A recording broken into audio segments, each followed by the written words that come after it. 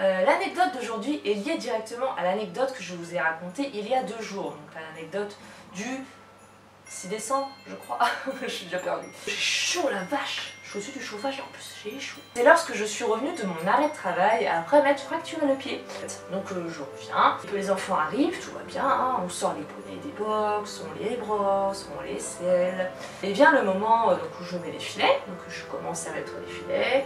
J'arrive vers une des ponnettes, donc tout va bien, hein, je passe la par-dessus la tête, je lui enlève le licol, je lui mets autour de l'encolure, je fais un petit bisou, une petite caresse, je passe ma main sous l'eau, je suis en train de tenir le filet, et ça, je sais pas vous faire un tuto sur comment mettre un filet. Je commence à essayer de lui mettre le mort, et là, la ponette, elle se cabre. En se cabrant, elle pète la ficelle où est attachée la longe, ce qui est justement le but pour lequel on met une ficelle, pour justement que ça puisse casser quand il arrive un truc dans ce genre. Voilà. Je suis surprise et je pense qu'elle aussi est elle-même surprise parce qu'en fait, elle perd l'équilibre, me tombe dessus et me renverse. Et forcément, elle tombe sur la jambe gauche qui contenait le pied qui sortait tout juste de fracture.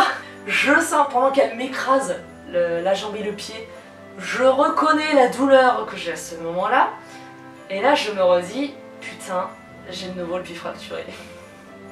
Je me dis, je reviens tout juste de mon arrêt de travail, je reprends le boulot après 1 ou 2 mois, je sais plus combien de temps, 1 mois je crois que ça a duré, je le fais déjà refracturer. Et je dois déjà repartir en arrêt de travail. La ponette elle se relève assez vite, malgré la douleur je me relève assez vite aussi parce que je vois le regard des parents et des enfants qui est sur moi complètement choqués. Donc je me relève vite pour leur montrer que je vais bien, alors que je vais pas du tout bien. Donc je calme la ponette, tout ça. Encore une fois je sais pas pourquoi elle agit comme ça. Elle n'a pas eu peur de moi, elle n'a pas été surprise, elle ne dormait pas, parce que je lui ai clairement montré ma présence. Hein. Elle avait bougé une oreille, elle avait tourné sa tête, elle m'a regardé.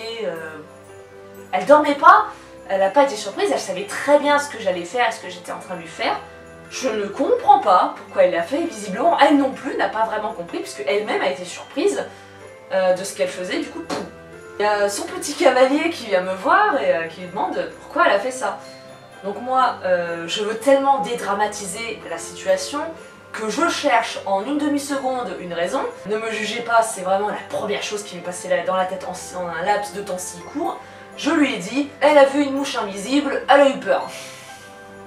C'est pourri, tout ce que mon cerveau a été capable d'imaginer à ce moment-là, mais on s'en fiche, l'effet a fait son effet.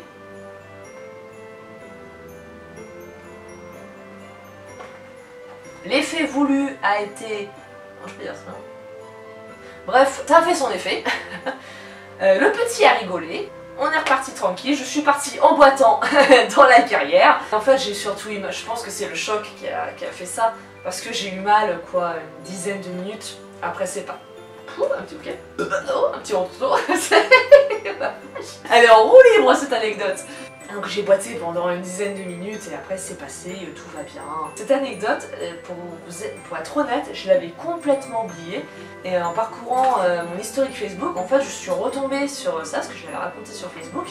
Complètement oublié, du coup je m'en suis... dès que j'ai relu les quelques phrases que j'avais dit à ce sujet, je m'en suis complètement rappelée. Et comme je savais que j'allais parler de cette fois où j'étais tombée 4 fois, je trouvais que du coup ça faisait trop bien qu'il y ait une petite suite derrière.